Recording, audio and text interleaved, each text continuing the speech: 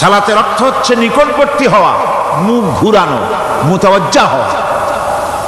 ওই যে হযরত ইব্রাহিম আলাইহিস সালাম বলেছিলেন, ইন্নী ওয়াজ্জাহতু ওয়াজহিয়া লিল্লাযী ফাতারাস সামাওয়াতি ওয়াল আরদ।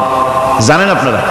পড়েন, ইন্নী ওয়াজ্জাহতু ওয়াজহিয়া লিল্লাযী ফাতারাস সামাওয়াতি ওয়াল আরদা হানিফা ওয়া মা আনা মিনাল মুশরিকিন। নিশ্চয় আমার মুখ ঘুরায় দিলাম কার দিকে? যিনি আকাশ এবং জমিনের স্রষ্টা, সব কিছুর মালিক যিনি, তার দিকে আমি মুতাওয়াজ্জা হলাম। নামাজের অর্থই হচ্ছে মুতাওয়াজ্জা হওয়া, মুখ ঘুরিয়ে দেওয়া, চেহারা ঘুরিয়ে দেওয়া। আর নামাজের আরেক অর্থ হচ্ছে নিকটবর্তী থেকে আরো নিকটবর্তী হওয়া।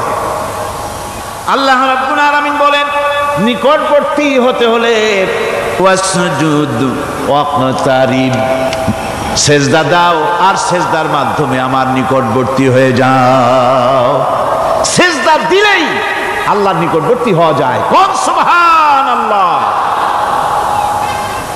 সাহাবী, আল্লাহ নবীর সাহাবী প্রশ্ন করেছেন, নবীজি বান্দা কখন আল্লাহর নিকটবর্তী হয়ে যায়? নবীজি বলেছেন, বান্দা যখন সেজদা দেয় তখন আল্লাহর বান্দার মাঝে কোনো হিজাব থাকে না, আল্লাহ পাকের নিকটবর্তী হয়ে যায় বান্দা যখন সেজদায় পড়ে যায়। সুতরাং নামাজ হচ্ছে নিকটবর্তী হওয়া, সালাত এটা হচ্ছে নিকটবর্তী হওয়া। নামাজ ফরজ হওয়ার কারণ হচ্ছে এই যে মানুষ আল্লাহর বান্দা বা গোলাম হিসেবে সৃষ্টি হয়েছে, তাই একমুখী হয়ে এর বন্দিগি করা এটা হচ্ছে তার স্বাভাবিক একটা প্রকৃতি। আল্লাহ রাব্বুল আলামিন এই প্রকৃতি দাবি মিটাবার জন্যই নামাজের ব্যবস্থা করেছেন। মানুষের ফিতরত, মানুষের নেচার, মানুষের ফিতরত হচ্ছে এই যে কারো না কারো কাছে মাথা নত করা, হাত জোড় করা, মাথা নত করা, সার্বভৌমত্বের মালিক কাউকে মনে করা। হাত জোড় করতে হলে, মাথা নত করতে হলে, সার্বভৌমত্বের মালিক হিসেবে কাউকে গ্রহণ করতে হলে আল্লাহর বিকল্প কেউ আছে নাকি? ইসলামের মূল দাওয়াতটা হলো ফিতরাত অনুযায়ী দাওয়াত দেওয়া হয়েছে, মানুষ যেন মাথা নত করে, গোলামি করে। এজন্য আল্লাহ রাব্বুল আলামিন বলেছেন যে আমি মানুষ এবং জিনকে সৃষ্টি করেছি, তার কারণটাই হলো মা খালাকতুল জিন্না ওয়াল ইনসা ইল্লা লিয়াবুদুন। মানুষ আর জিন জাতিকে সৃষ্টি করা হয়েছে ইবাদতের জন্য, গোলামির জন্য। ইবাদত আর গোলামি এটাই করতে হবে, গোলামি করতে হবে, দাসত্ব করতে হবে। আর এই দাসত্ব, আল্লাহর আনুগত্যই গোলামির দাওয়াত দিয়েছেন দুনিয়ার সব নবীরা। কোন নবী বলেন নাই যে আমার গোলামি করো। কেউ বলেছেন? বলেন জোরে, কেউ বলেছেন? আল্লাহ পাক বলেন, ওয়ালাকাদ বা'আসনা ফি কুল্লি উম্মাতির রাসূলা আন ইবুদুল্লাহা ওয়াজতানিবুত তাগুত। প্রত্যেক জাতির জন্য আমি রাসূল প্রেরণ করেছি, তারা মানুষকে দাওয়াত দিয়েছেন এই কথা বলে যে এক আল্লাহর গোলামি করো, তিনি ছাড়া কোনো ইলাহ নাই, আইনদাতা নাই, বিধানদাতা নাই, তার গোলামি, তার সামনে মাথা নত করে না। নামাজ হচ্ছে তাওহীদের অবশ্যম্ভাবী এক বহির্প্রকাশ। তাওহীদের জন্য তাওহীদবাদী মানুষ যারা, তাদেরকে নামাজ আদায় করতেই হবে। আকীদা বিশ্বাসের দিক থেকে তাওহীদ যদি হয় পুরা দ্বীনের মূল উৎস, তাহলে আমলের দিক থেকে নামাজ হচ্ছে পুরা দ্বীনের মূল ভিত্তি।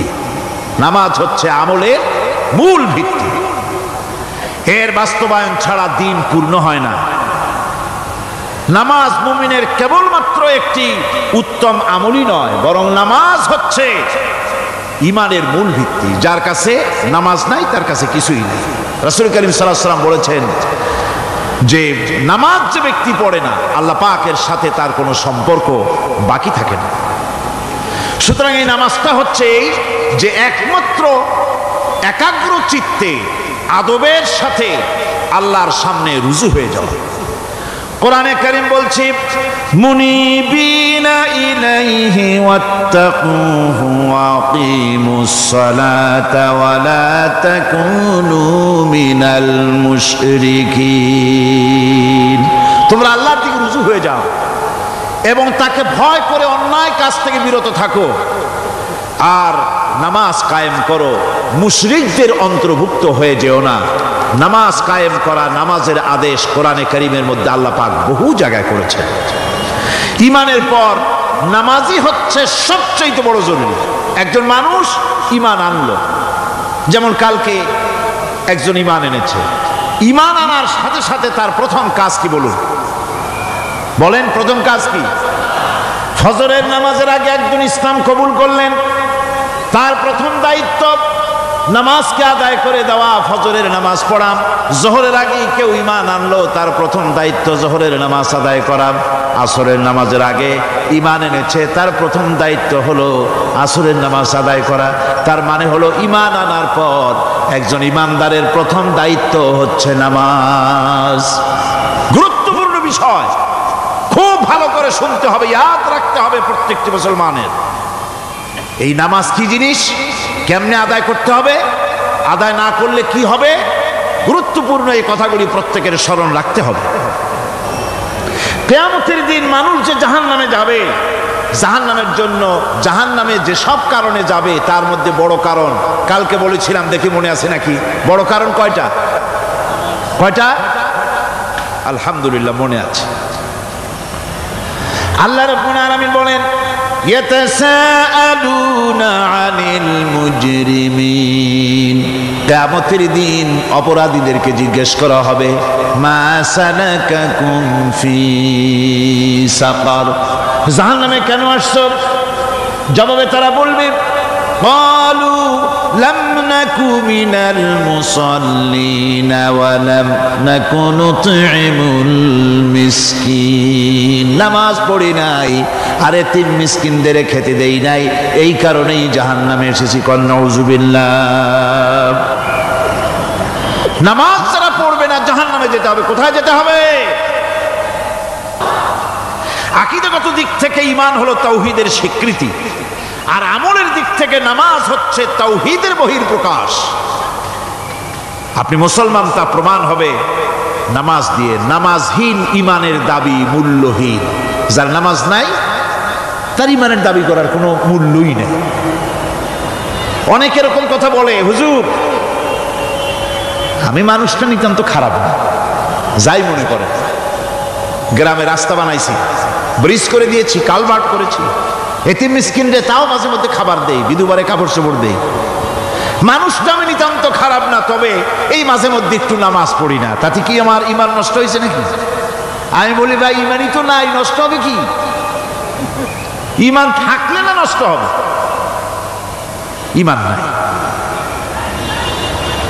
সুতরাং একজন মুসলমান যদি নামাজ না পড়ে নিজেকে মুসলমান বলে দাবি করার কোনো হক তার নাই, দাবি করার অধিকার নাই। নামাজ হচ্ছে জিন্দেগি, নামাজটাই মূলত জিন্দেগি। নামাজটা কি? জিন্দেগি। আল্লাহ রাব্বুল আলামিন শেখাচ্ছেন কুল ইন্না সালাতি ওয়া নুসুকি ওয়া মাহইয়ায়া ওয়া মামাতি লিল্লাহি রাব্বিল আলামিন। মুহাব্বতের সাথে সবাই পড়েন কুল ইন্না সালাতি ওয়া নুসুকি ওয়া মাহইয়ায়া ওয়া মামাতি লিল্লাহি রাব্বিল আলামিন।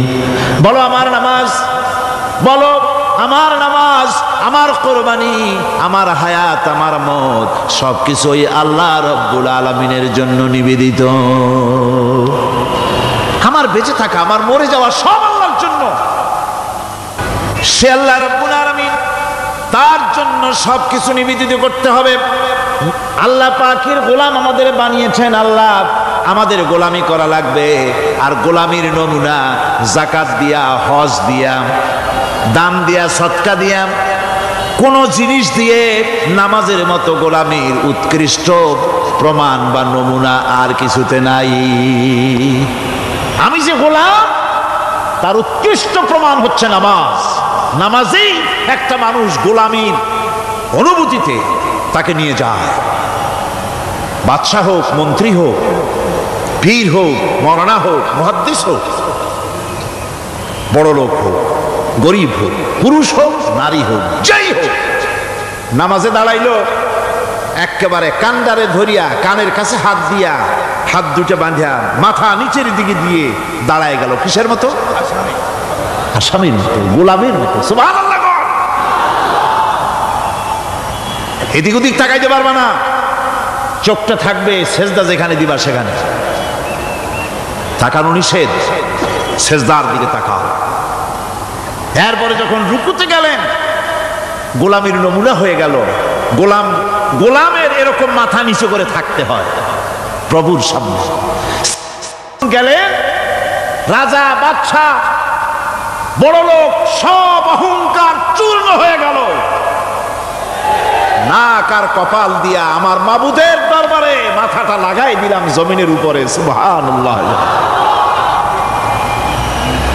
আমি আমার ভাষায় বলি, আমি আমার ভাষায় কথাটা এভাবে বলি, এই জমিনটা যদি কাগজ হয় আর আমার নাকটার কপালটা যদি কলম হয়, তাহলে আমি যে গোলাম দৈনিক 5 বার আমার নাক আর কপাল দিয়া জমিন নামক কাগজের উপরে, দাস খতের উপরে দৈনিক 5 বার নাক আর কপাল দিয়া সই করে দেই, আল্লাহ আমি তোমার গোলাম আর কারো গোলাম নই,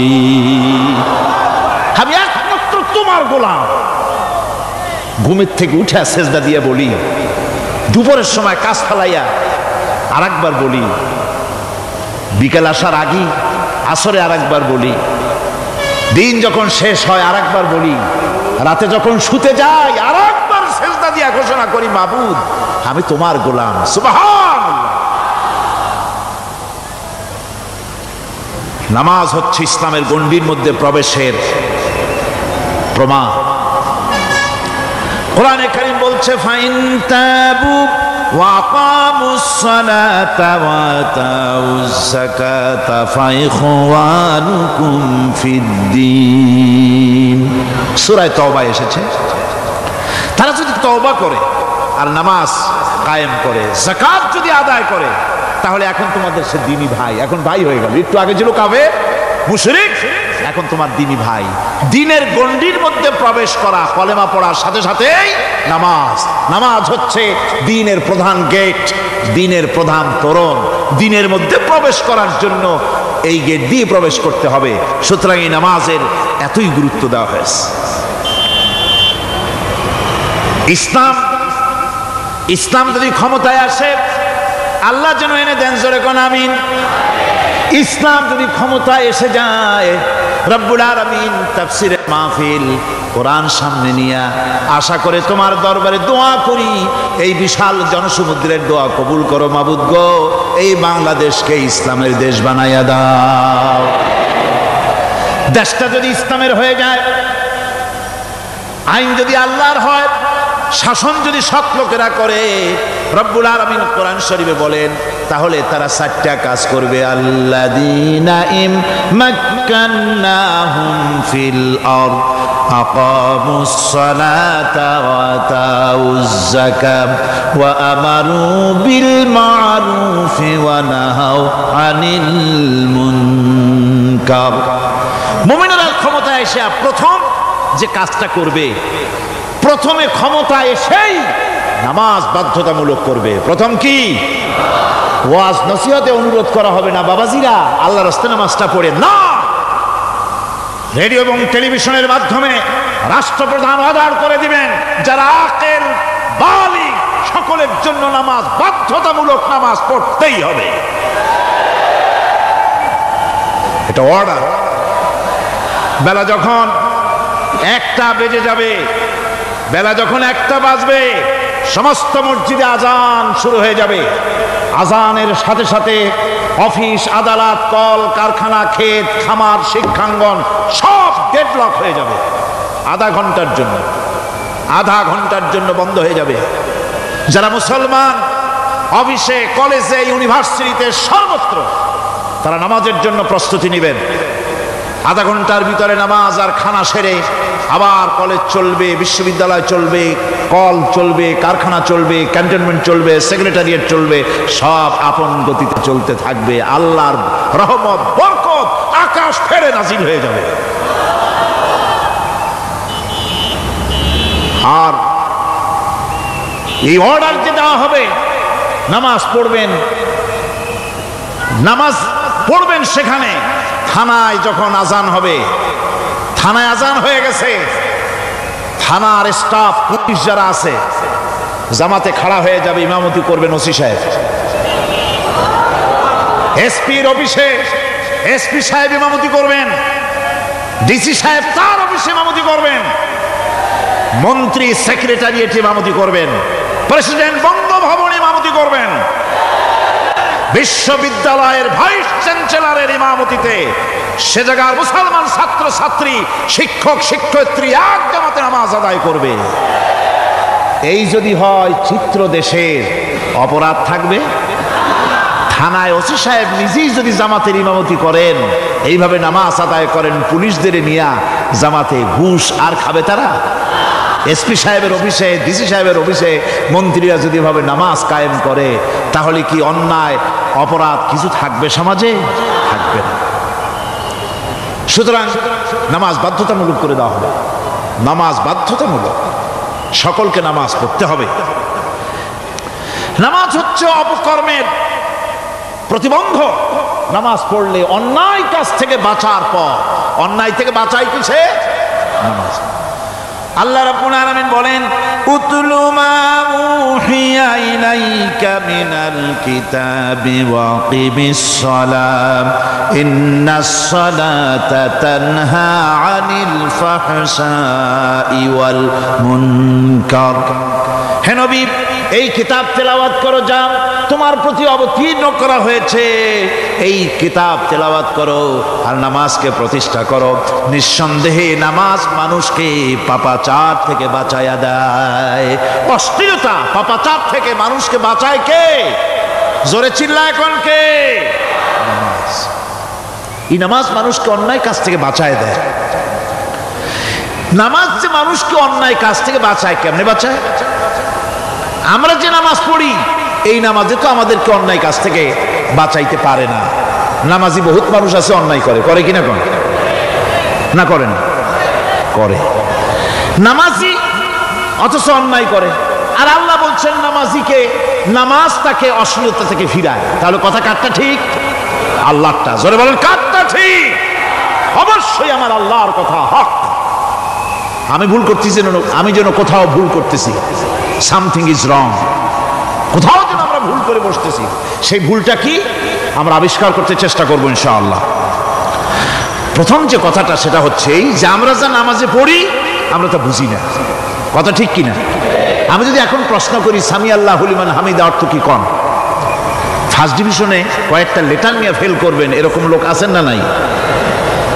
সুবহান রাব্বিয়াল আলা অর্থ কি জানি না, সুবহান রাব্বিয়াল আযীমের অর্থ কি জানি না, দোয়া কুনুত অর্থ কি জানি না, তাশাহুদ অর্থ কি জানি না, সূরা ফাতিহার অর্থ কি জানি না।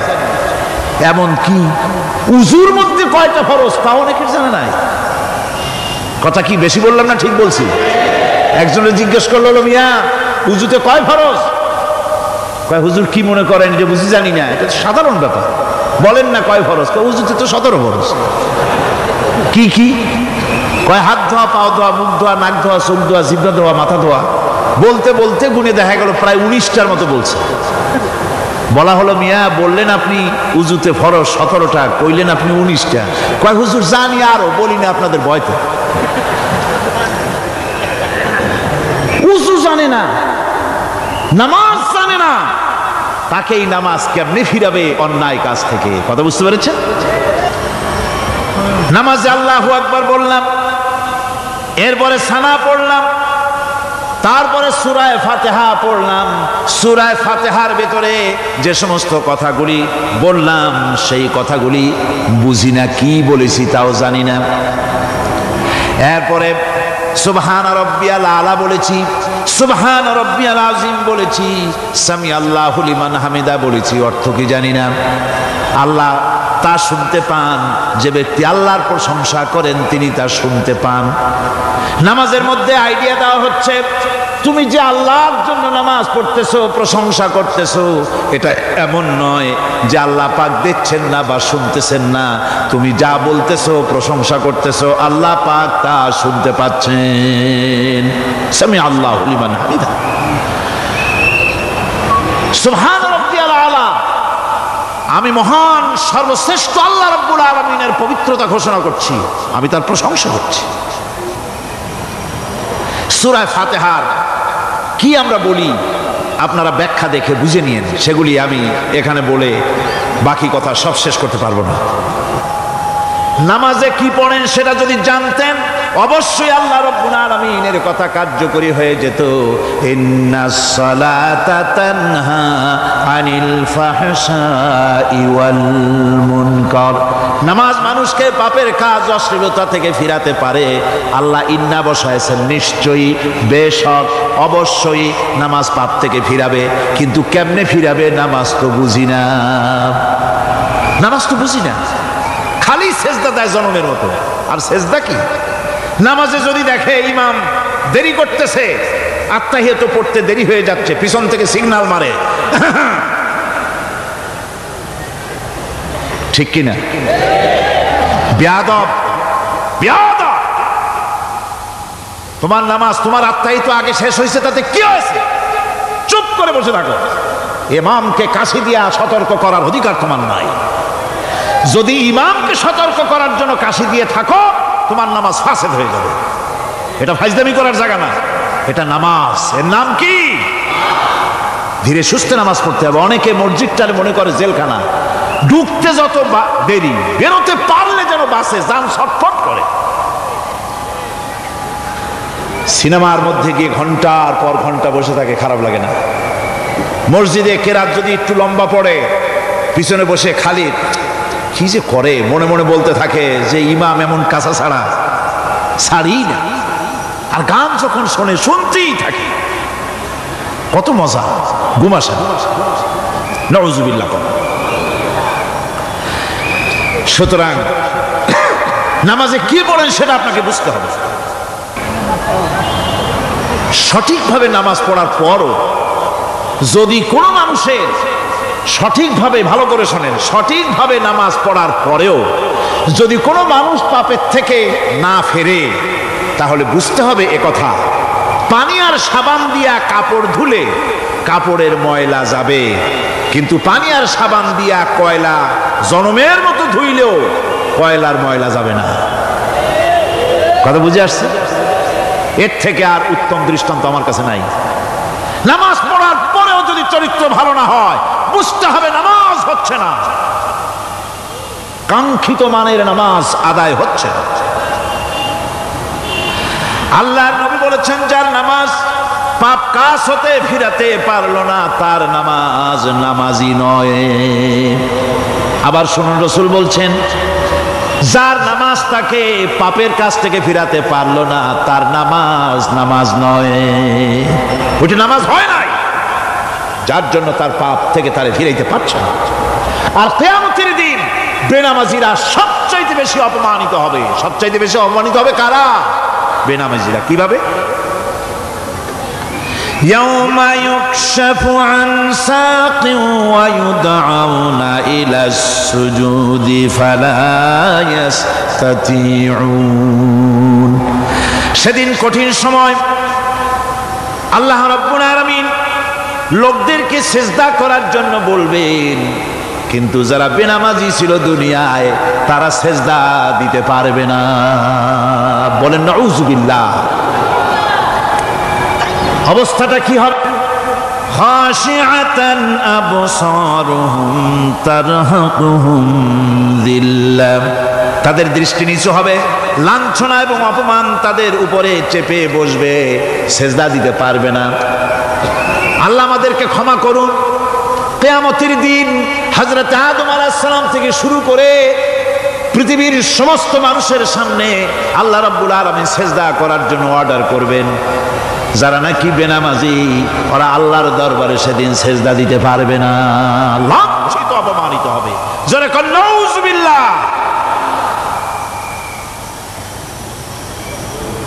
নামাজ, মুমিনের নামাজ একরকম, মুনাফিকের নামাজ হলো আর এক রকম। মুনাফিকরাও নামাজ পড়ে, পড়ে কিনা কোন? মুনাফিকেরাও নামাজ পড়ে। মুনাফিকেরা যখন নামাজ পড়তে যায় আল্লাহ রাব্বুল আলামিন বলতেছেন ওয়াইদা কামু ইলাস সালাতি কামু কুসালা। মুনাফিকেরা যখন নামাজ পড়তে দাঁড়ায়, নামাজে আসে ঠিক তারা, কিন্তু নামাজের জন্য দাঁড়ায় খুব শৈথিল্য ভারে, শৈথিল্যভাবে দাঁড়ায়, কাহিলি সুস্তি, এ জায়গা চুলকায়, পায়জামা ধরে টান দেয়, টুপিটা ঘুরায়, এদিক ওদিক তাকায়। মুনাফিকের নামাজ দেখলেই ঠিক পাওয়া যায় যে বেটা মুনাফিক। এইভাবে সে দাঁড়ায়। তার নামাজটা কি জন্য? ইউরাউনান নাসা ওয়া লা ইয়াযকুরুনাল্লাহা ইল্লা কালিলা। তাদের নামাজ হচ্ছে মানুষকে দেখাবার নামাজ। নাউযুবিল্লাহ। এখন দেখবেন এই মৌসুম আসছে, নামাজের মৌসুম, বেনামাজিদের নামাজের মৌসুম। জনসভা হচ্ছে, নির্বাচন আসতেছে, নামাজে রক্ত হয়ে গেছে, তাড়াতাড়ি আজান হয়ে গেল। টুপি না থাকলে রুমাল একটা মাথায় দিল, উজু আছে কি না আছে, আল্লাহু আকবার, যা আছে কপালে হয়ে যাক। মানুষকে দেখাবার জন্য এরা নামাজ পড়ে। এরা আল্লাহর শরণার্থে নামাজ খুব কম লোকই করে। এরা হচ্ছে মুনাফিক। দুনিয়া এবং আখিরাতে কল্যাণের জন্য একমাত্র মাধ্যম হচ্ছে নামাজ। দুনিয়া যদি কল্যাণ চাই, আখিরাতেও যদি কল্যাণ চাই, তাহলে এর জন্য কি করতে হবে? কি করতে হবে? আমার কথা নয়, আল্লাহ রাব্বুল আলামিনের কথা শুনুন। রব্বুল আলামিন বলেন ক্বাদ আফলাহাল মুমিনুন আল্লাযীনা হুম ফি সালাতিহিম খাশিউন ওয়াল্লাযীনা হুম লিয-যাকাতি ফাঈলুন ওয়াল্লাযীনা হুম লিফুরুজিহিম হাফিজুন। নিশ্চিতভাবে সেই সব মুমিন কল্যাণ লাভ করবে, নিশ্চিতভাবে। তারা হচ্ছে ওই সব লোক যারা নিজেদের নামাজ ভীতি মিশ্রিত, বিনয় ভাবে, ভীতি মিশ্রিত অবস্থায় বিনয়ের সাথে যারা নামাজ আদায় করে, যারা বেহুদা কাজ থেকে বিরত থাকে, যারা যাকাতের পন্থায় কর্মতৎপর হয়, আর যারা নিজের লজ্জাস্থানকে হেফাজত করে। এরপরে আল্লাহ পাক বলেন ওয়াল্লাযীনা হুম লিআমানাতিহিম ওয়া আহদিহিম রাউন ওয়াল্লাযীনা আলা সালাওয়াতিহিম ইউহাফিজুন ওয়াল্লাযীনা আলা সালাতিহিম হাফিজুন।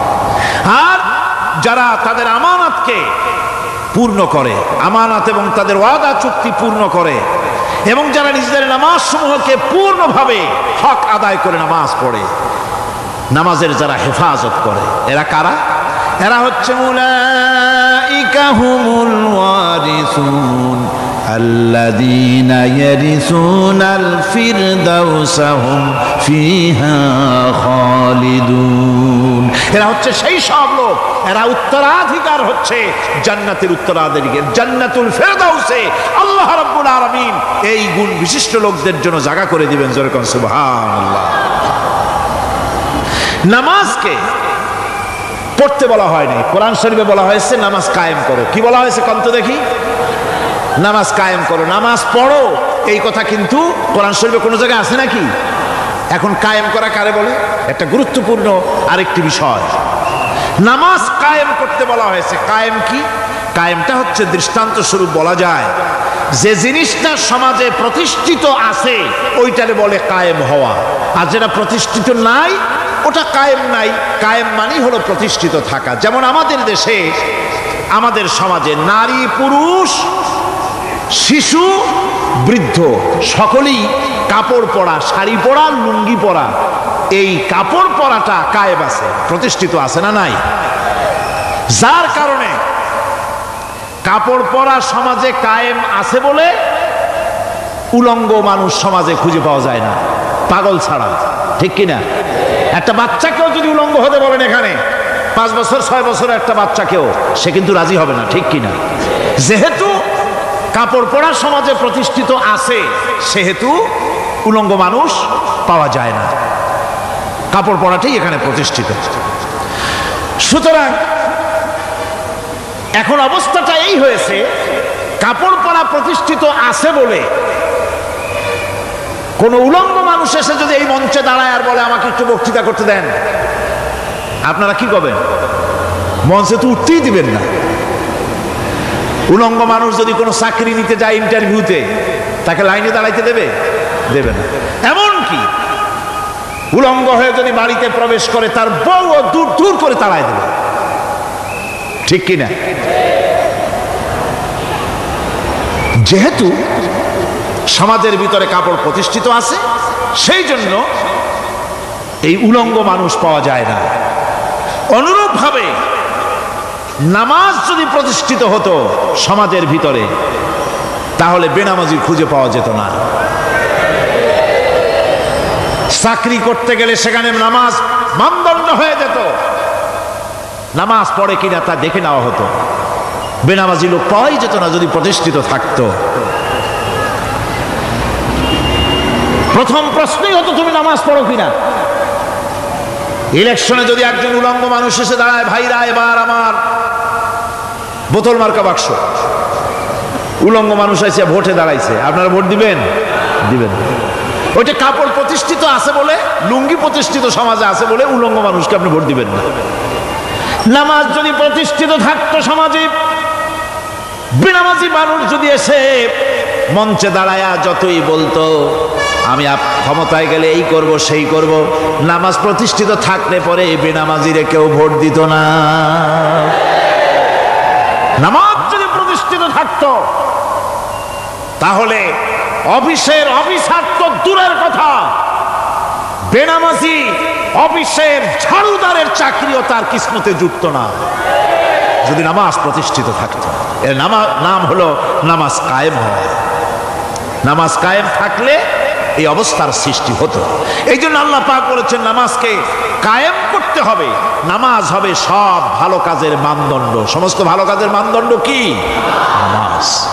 নামাজ আমাদেরকে বড় রকমের শিক্ষা দেয়। কি শিক্ষা দেয়? নামাজ আমাদের শিখায় ঐক্য আর ভ্রাতৃত্ব। ভ্রাতৃত্বের আর ঐক্যের শিক্ষা দেয়। এক নেতার আনুগত্য করা শিখায়। জামাত যত বড় হোক, ইমাম হবে কয়জন? একজন ইমাম হবে। আর এই ইমাম মানে কি? নেতা। ইমাম মানে কি? নেতা নির্বাচন শিখায় নামাজে। নেতা নির্বাচন কে শিখায়? নামাজ শিখায়। বোঝেন খুব ভালো করে। কিভাবে? মনে করুন চট্টগ্রাম শাহী মসজিদে ইমাম প্রয়োজন। এখন সেই ইমাম নেওয়ার জন্য ইন্টারভিউ কল করা হলো, বিজ্ঞাপন দেওয়া হলো পত্রিকায়। অনেক আলেম আসলেন। ইন্টারভিউ বোর্ডে যারা বসলেন তারা ইন্টারভিউটা কিভাবে নেবেন? যার মাথার চুল লম্বা বেশি তার ইমামতি দেওয়া হবে, যার লুঙ্গিটা পায়ের গিরার তলে তারে দেওয়া হবে, যার মোষটা মুখের মধ্যে গিয়া ঢুকছে, হাসি দিলে বুঝাই যায় না হাসে না কান্দে, তারে দিবে। দাড়িগুলা কামাইছে তারে দেবে। সিগারেট খায় বা অবশ্য চট্টগ্রাম আর সিলেটে সিগারেটের ফতোয়া ভিন্ন রকম। বরিশালে আমি যেখানে জন্মগ্রহণ করেছি, আমার এলাকায় কোনো আলেম যদি সিগারেট খায়, মসজিদের ইমাম তো ভালো, মসজিদ ঝাড়ু দিতেও ঢুকতে দেবে না মসজিদে। এটা এই এলাকার এক রকমের কায়দা। আমি এটার ব্যাপারে কথা নাইবা বললাম। তো আপনারা খুঁজে দেখবেন সে সিনেমা দেখে নাকি, মিথ্যা কথা বলে নাকি, বউ পর্দায় থাকে নাকি। এগুলি মাইক্রোস্কোপ যন্ত্র দিয়ে ইমামের মাথা থেকে পা পর্যন্ত দেখবেন কিনা কন? আচ্ছা এবার কোন তো দেখি এই ইমাম সাহেব ইমামতি করবে কতজন লোকের? 500, 1000 শাহী মসজিদে ধরেন 5000 লোক হইল, 5000 লোক, 5000 লোকের ইমাম নির্বাচনের সময় পা থেকে শুরু করে মাথা পর্যন্ত দেখেন, এমনকি বউ পর্যন্ত, বৌমনি আইনে দেখেন না, পর্দায় থাকে কিনা এইটা আপনারা দেখেন, ঠিক কিনা? এ খবরটা নেন। 5000 লোকের একটা ইমাম বানাতে গিয়ে মাইক্রোস্কোপ যন্ত্র দিয়ে দেখেন মোষ কেমন, দাড়ি কেমন, চুল কেমন, পাও কেমন, হাত কেমন, হাতে নখ লম্বা কিনা, দাঁতে ছাতা কিনা, বউ পর্দায় থাকে কিনা, মিথ্যা কথা কয় কিনা, এত দেখেন। আর যখন নির্বাচন আসে তখন 2.5 থেকে 3 লক্ষ মানুষের জন্য একজন এমপি নির্বাচিত হয়। সেই ইমামকে বাছাই করার জন্য নামাজ পড়ে কিনা, জিনাকার কিনা, মদখোর কিনা, সুদখোর কিনা, ঘুষখোর কিনা, বদমাশ কিনা বাছাই করা হয় না।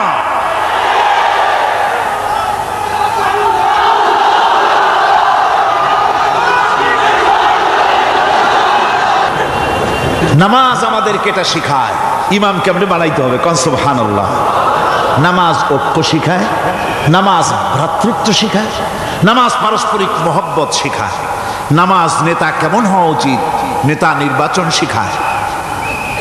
আবার নেতা ভুল করলে তার ভুল বলা যাবে না, এরকম হতে পারবে না।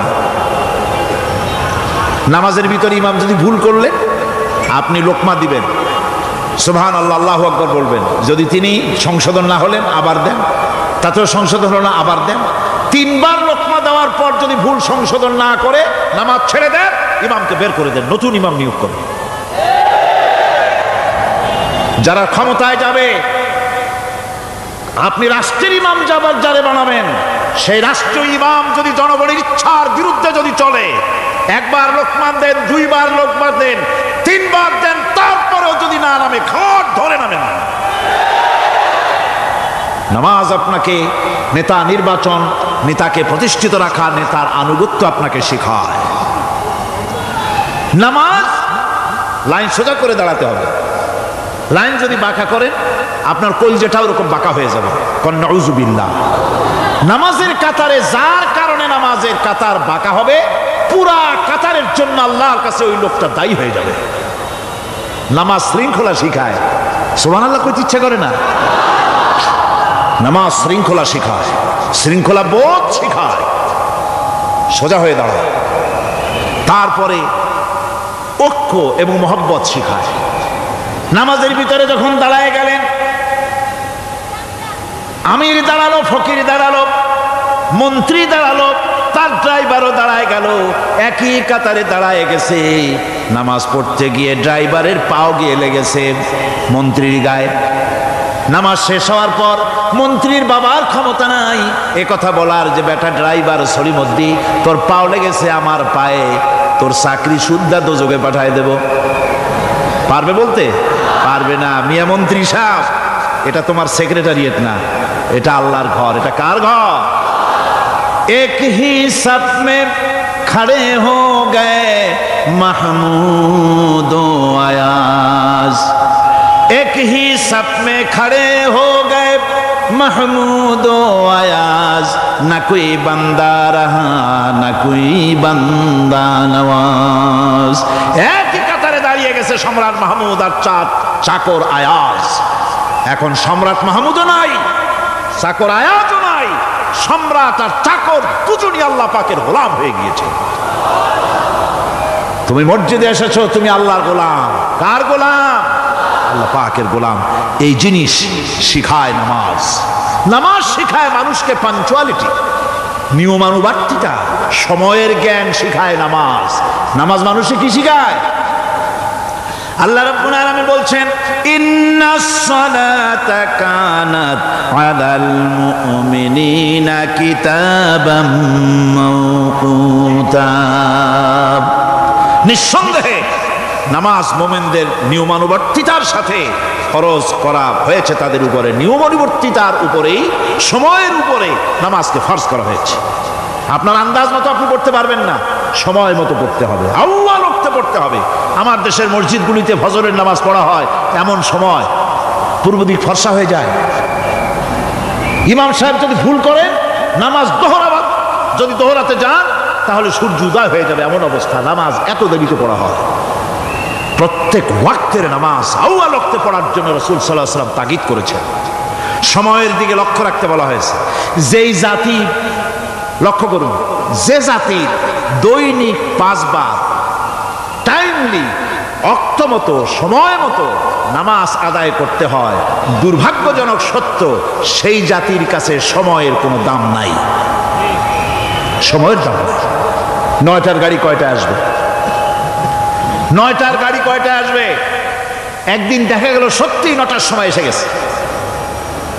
যাত্রীরা বলছে মাশাআল্লাহ, অন্তত একটা দিন তো 9টার সময় আসলো। স্টেশন মাস্টার বলছে না, খুশি হওয়ার কারণ নাই, আজকের না, এটা গতকালকেরটা। আমার আমেরিকার সফরের সময়, যে বাড়িতে আমি আমেরিকায় থাকি, কুইন্স এলাকায়, নিউ ইয়র্ক সিটিতে, সে বাড়িওয়ালা চাকরি করে। সে আমাকে বলল 10টি বছর আমি একটা ট্রেনে যাতায়াত করি। সে বলছে রাত 3:45টায় ট্রেনটা আসে, ওই ট্রেনে চড়ে সে তার কর্মস্থলে যায়। বলল 10টা বছর আমি এখানে আছি, 10 বছরের ভিতরে এই ট্রেনটা 1 মিনিটের জন্য এদিক ওদিক করলো না, ঠিক 3:45টায় এসে হাজির হয়ে গেছে। ঝড় হোক, বৃষ্টি হোক, স্নো পড়ুক, বরফ পড়ুক, টাইমলি চলতেছে। দুনিয়ায় ভিন্ন জাতিরা যে উন্নতি করে তার পেছনে সময়ের জ্ঞান তাদের অনেক বেশি আমাদের থেকে, কথা ঠিক কিনা? আমাদের সময়ের জ্ঞান নাই, সময়ের কোনো মূল্য আমরা দেই না। 2টার সময় মিটিং হবে, মন্ত্রী সাহেব আসেন 5টার সময়, ঠিক কিনা? বক্তৃতার জন্য সময় দেওয়া হয়েছে 20 মিনিট, নাহমাদু অনুসল্লি আলা কইয়া সুর দিয়া 35 মিনিট গেছে নাহমাদু কইতে কইতে। সময় 20 মিনিট, তা তার মনেই নেই। এই যে সময়ের জ্ঞান নাই, এটা ব্যর্থ। নামাজ মানুষকে সময়ের জ্ঞান শিখায়, কোন আলহামদুলিল্লাহ। এই সময়ের জ্ঞান আমাদেরকে শিখতে হবে। এবার আমি আপনাদের সামনে বলতে চাই, আল্লাহর নবী জনাবে মুহাম্মদ রাসূলুল্লাহ সাল্লাল্লাহু আলাইহি ওয়াসাল্লাম নামাজের ব্যাপারে কি বলছেন? এতক্ষণ তো আল্লাহর কথা শোনালাম, কার কথা শোনাইছে? আমার আল্লাহর নবী বলেন, নবীকে প্রশ্ন করা হলো, ইয়া রাসূলুল্লাহ আইয়ু শাইইন আহাব্বু ইনদাল্লাহি ফিল ইসলাম, ইসলামের মধ্যে আল্লাহর কাছে কোন জিনিসটা বেশি প্রিয়? আল্লাহর কাছে ইসলামের কোন জিনিসটা বেশি প্রিয়? হুজুর বললেন, as-salatu liwaqtiha, মান তারাকা সালাতান ফালা দীন লাহু ওয়াস-সালাতু ইমাদুদ্দিন। আল্লাহর কাছে সবচাইতে বেশি প্রিয় হচ্ছে নামাজ। সবচাইতে প্রিয় কি? নামাজ। ওয়াক্তমতো নামাজ আদায় করা আল্লাহ পাকের বেশি প্রিয়। আর এই নামাজ হচ্ছে দ্বীনের খুঁটি। এটা দ্বীনের কি? খুঁটি। এই যে খুঁটিগুলো আছে, খুঁটিগুলো ফালাই দিলে তারপর আপনার এই প্যান্ডেল থাকবে? থাকবে না। বিল্ডিং এর পিলার ভেঙে দেন, বিল্ডিং টিকবে? ঘরের খুঁটিগুলি উড়ায় ফেলেন, ঘর টিকবে? টিকবে না। দ্বীনের খুঁটি হচ্ছে নামাজ।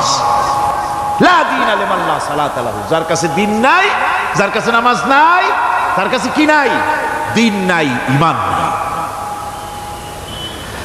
আল্লাহর নবী বলেছেন, ওয়ান জাবিরিন রাদিয়াল্লাহু তাআলা আনহু قال قال رسول الله صلى الله عليه وسلم بين العبد وبين الكفر ترك الصلاة।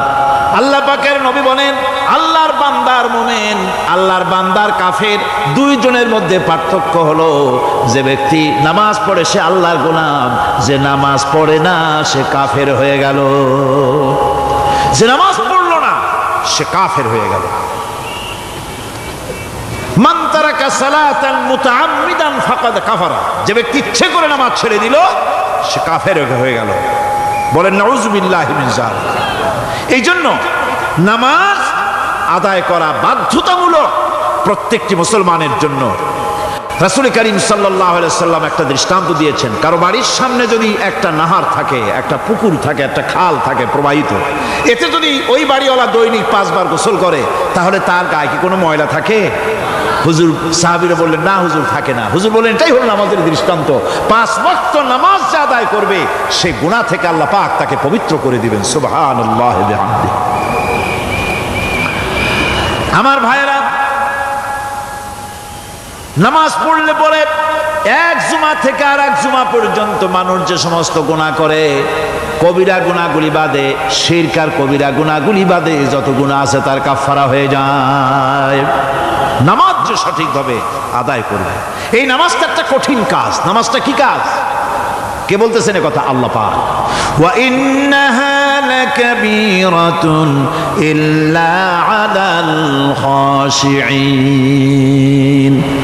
নামাজ একটা ভারী জিনিস, একটা কঠিন জিনিস। কাদের জন্য কঠিন নয়? যারা নাকি আল্লাহ পাককে ভয় করে। আল্লাযীনা ইয়াযুন্নুনা আন্নাহুম মুলাকু রাব্বিহিম ওয়া আন্নাহুম ইলাইহি রাজিউন। যারা নাকি একথা মনের ভিতরে ধারণা করে যে আল্লাহ রাব্বুল আলামিনের দরবারে আমার হাজির হওয়া লাগবে, মোলাকাত করা লাগবে, এই চিন্তা যারা করে তাদের জন্য নামাজ মোটেই কষ্টকর নয়, নামাজ মোটেই তাদের জন্য অসহনীয় নয়, বোঝা নয়, ভার নয়। তারা নামাজ আদায় ঠিকই করবে। এই জন্যে বিবি বাল বাচ্চা সকলকে নামাজের জন্য তাগিদ করতে হবে। যত ভাই এখানে এসেছেন নিজেরা পড়বেন, বিবি বাল বাচ্চাকে তাকিদ করবেন। আল্লাহ পাক বলছেন وَأَنذِرْ عَشِيرَتَكَ الْأَقْرَبِينَ। তোমার নিকটবর্তী যারা আছে তাদেরকে তুমি আল্লাহর ভয় দেখাও। নামাজের জন্য তাদেরকে বলো আল্লাহর ভয় তাদের অন্তঃকরণের মধ্যে সৃষ্টি করে দাও। আর এই নামাজ পড়তে হবে জামাতের সাথে। নামাজ পড়তে হবে কিছুর সাথে? জামাতের সাথে। রাসূল করিম সাল্লাল্লাহু আলাইহি ওয়াসাল্লাম বলছেন, হুজুরের কাছে, আল্লাহর নবীর কাছে হযরতে আবু হুরায়রা রাদিয়াল্লাহু তাআলা আনহু হাদিসটি বর্ণনা করেছেন। হুজুরের কাছে একজন অন্ধ লোক এলো। সেই অন্ধ লোক এসে বললেন, হুজুর আমি তো চোখে দেখি না, জামাতের যে গুরুত্বের কথা আপনি বললেন, আমাকে কি রুখসত দেওয়া যায় নাকি? আমি অনেক সময় সাথী সঙ্গী পাই না, আমাকে কি রুখসত দেওয়া যায় নাকি? হুজুর বললেন, হ্যাঁ তোমাকে রুখসত দেওয়া গেল। অন্ধ যখন হেঁটে যাচ্ছিলেন নবীজি তাকে আবার ডাকলেন, ডেকে জিজ্ঞেস করলেন, অন্ধ নামাজের মসজিদের আজান কি তোমার কানে যায়? বলে হ্যাঁ আমি আজান শুনি। হুজুর বললেন, আজানের জবাব দিবা, মসজিদে এসে জামাতে নামাজ পড়বা। একজন অন্ধকে রুখসত দেওয়া হয় নাই। মসজিদে আজান শোনার পর ঘরে বসে যদি নামাজ আদায় করেন নামাজের হক আদায় হবে না। হুজুর সাল্লাল্লাহু আলাইহি ওয়াসাল্লাম বলেছেন, মসজিদে আজান হওয়ার পর যে ব্যক্তি ঘরে বসে নামাজ পড়ে, আমার ইচ্ছা হয় ঘরটা আগুন দিয়ে জ্বালায় দেয়। কে বলতেছেন?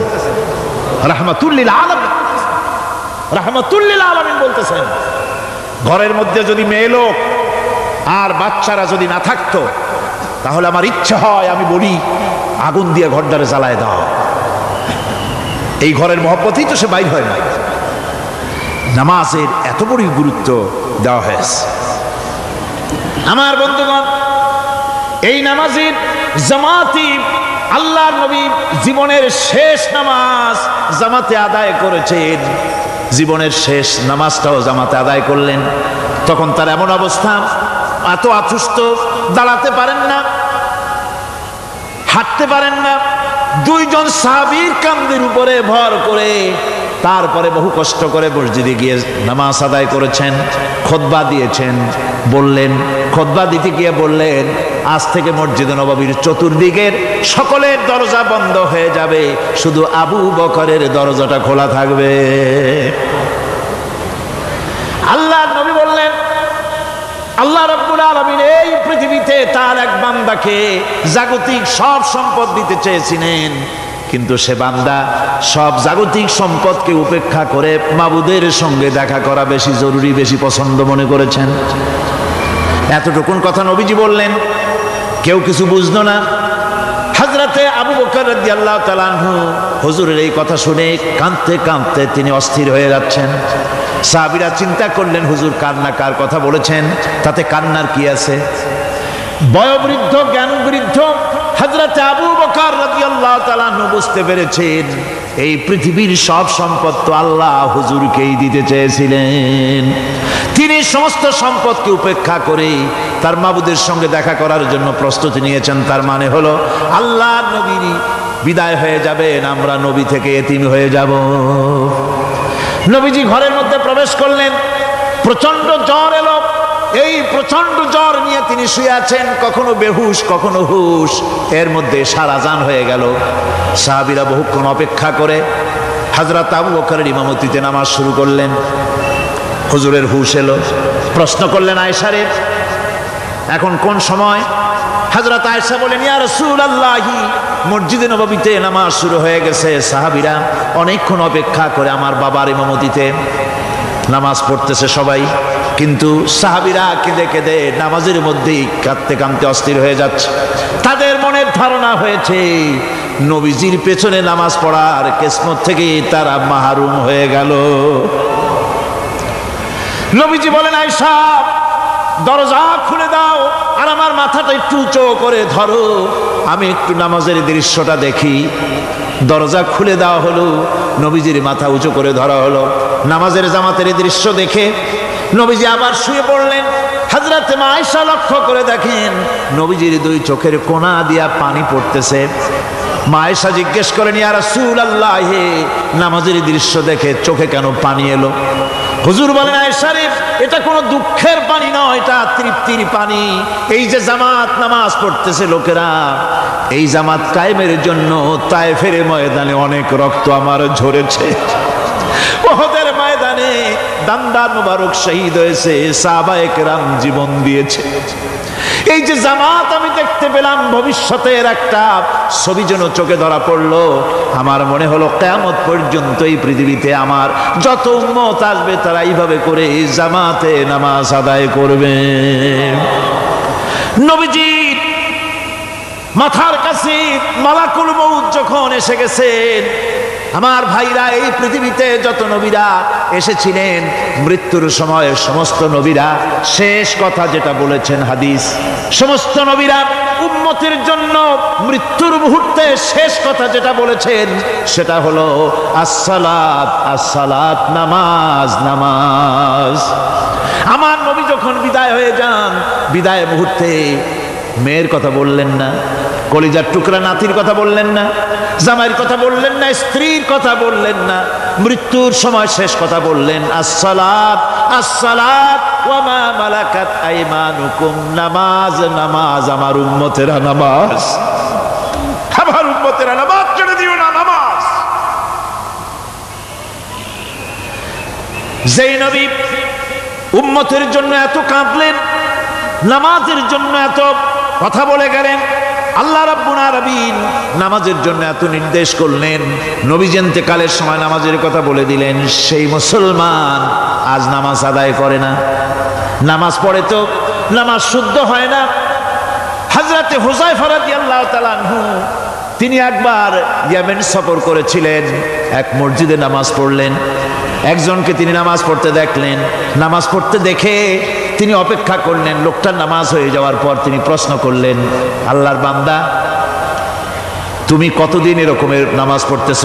তিনি বললেন, প্রায় 40 বছর তো হবে আমি এরকম নামাজ পড়তেছি। হযরত হুযায়ফা বলেন, তুমি কি আমারে চেনো? কয়, না, চিনি না। হযরত হুযায়ফা বললেন, আল্লাহর বান্দা শোনো, আমি হচ্ছি আল্লাহর নবী মুহাম্মদুর রাসূলুল্লাহ সাল্লাল্লাহু আলাইহি সাল্লামের সাহাবী হুযায়ফা। ও আল্লাহর বান্দা, তুমি যেভাবে নামাজ পড়েছো এই রকম যদি 40 বছর নামাজ পড়ে থাকো, আল্লাহর কসম করে বলি, নবীজি যে নামাজ শিখাইছেন তোমার সে নামাজ হয় নাই, রাসূলুল্লাহর নামাজ হয় নাই। নামাজ পড়লেই হবে না, রাসূলুল্লাহ বলেছেন, সাল্লু কামা রাআইতুমুনি উসাল্লি, নামাজ পড়ো সেইভাবে যেভাবে আমারে পড়তে দেখো। বিশ্বাস করুন ভাইরা, নামাজ যদি না হয়, হরতাল করিয়া, মিছিল করিয়া, বিক্ষোভ করিয়া, যে কোনো আন্দোলন করে ইসলামকে বিজয়ী করা যাবে না যতক্ষণ পর্যন্ত নামাজ সহি না হবে। নামাজ হচ্ছে ফাউন্ডেশন, নামাজ নাই কিচ্ছু না। ঠুকঠাক করে দুইটা সেজদা দিয়ে উঠে যাবেন, আপনার ইসলামী আন্দোলনের 4 পয়সার দাম নাই। নামাজ আগে, জিহাদের ময়দানেও নামাজ, যেখানে আছেন ওখানেই নামাজ পড়তে হবে, আর তা পড়তে হবে আদবের সাথে, মুহাব্বতের সাথে।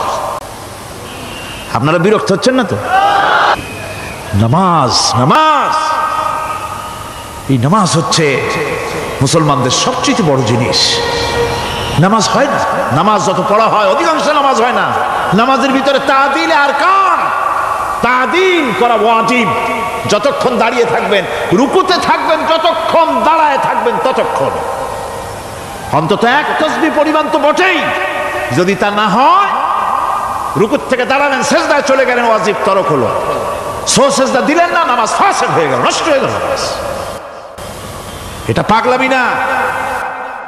নামাজ সহিভাবে আদায় করতে হবে। নামাজ থেকে দাঁড়াবেন, রুকুর থেকে দাঁড়ায় গেলেন, বলবেন রব্বানা লাকাল হামদ। কোন রব্বানা লাকাল হামদ হামদান কাসীরান তাইয়্যিবান মুবারাকান ফীহি। একজন সাহাবী এই দোয়াটা পড়ছিলেন। নামাজ শেষ করে আল্লাহর নবী প্রশ্ন করলেন, নামাজের ভিতরে অতিরিক্ত এই কথাগুলি কে বলেছো? সাহাবী ভয় পেয়ে গেলেন। ভয় ভয় তিনি বললেন, হুজুর আমি বলেছি। হুজুর বললেন, তুমি জানো না আমি নবী, তুমি নবী না, আমি যা দেখি তুমি দেখতে পাও না। তুমি যখন এই দোয়াটা পড়তেছিলেন আমি লক্ষ্য করেছিলাম আল্লাহর রহমতের ফেরেশতারা প্রতিযোগিতা করতেছিল তোমার আমল নামায় কে কত বেশি নেকি লিখবে। রুকুতে দাঁড়ায়া এটা পড়বেন, সেজদায় চলে যাবেন, দুই সেজদার মাঝখানে ততক্ষণ বসে থাকবেন যতক্ষণ একটা সেজদার ভিতরে ছিলেন। পড়বেন আল্লাহুম্মা গফিরলি ওয়ারহামনি ওয়াহদিনি ওয়াআফিনি ওয়ারযুকনি। নামাজের মধ্যে দোয়া করতেছেন, আল্লাহ আমারে ক্ষমা করে দাও। এসব দোয়া সব হুজুরে, আমাকে ক্ষমা করো, আমাকে হেদায়েত দাও, আমাকে সুস্থ করো, আমাকে রহম করো, আমাকে রিজিক দাও। কাল সুবহানাল্লাহ। নামাজের ভিতরে দোয়া কবুলের সময়, নামাজের সেজদার ভিতরে দোয়া কবুল হয়। এইভাবে করে রাসূল করিম সাল্লাল্লাহু আলাইহি ওয়াসাল্লামের নামাজটা কেমন হক্কানি উলামাদের কাছ থেকে জেনে নেবেন। যেহেতু হুজুর বলেছেন সাল্লু কামা রাআইতুমুনি উসাল্লি, নামাজ পড়ো সেইভাবে যেভাবে আমাকে পড়তে দেখো। নামাজের ভিতরে একাগ্রতা লাগবে, ভালোবাসা লাগবে, ভয় লাগবে, মুহাব্বত লাগবে। পরিপূর্ণ সময় নিয়ে শান্তিপূর্ণভাবে নামাজ পড়তে হবে। আর যত তাড়াহুড়া সব হচ্ছে নামাজের মধ্যে, ঠিক কিনা ভাইরা? রাসূল করিম সাল্লাল্লাহু আলাইহি ওয়াসাল্লামের যে নামাজ, হুজুর যেভাবে নামাজ পড়েছেন হাদিসে যা পাওয়া যায়, হাদিসে বুখারীতে সব আছে, দেখে নেবেন, সেইভাবে নামাজটা আদায় করে নেবেন। কিয়ামতের দিন আল্লাহ রাব্বুল আলামিন সর্বপ্রথম বান্দাকে প্রশ্ন করবেন কি? বুখারী শরীফে এসেছে, আন আবি হুরায়রা রাদিয়াল্লাহু তাআলা قال سمعت رسول الله صلى الله عليه وسلم يقول إنما يحاسب به العبد يوم القيامة من عمله صلاته।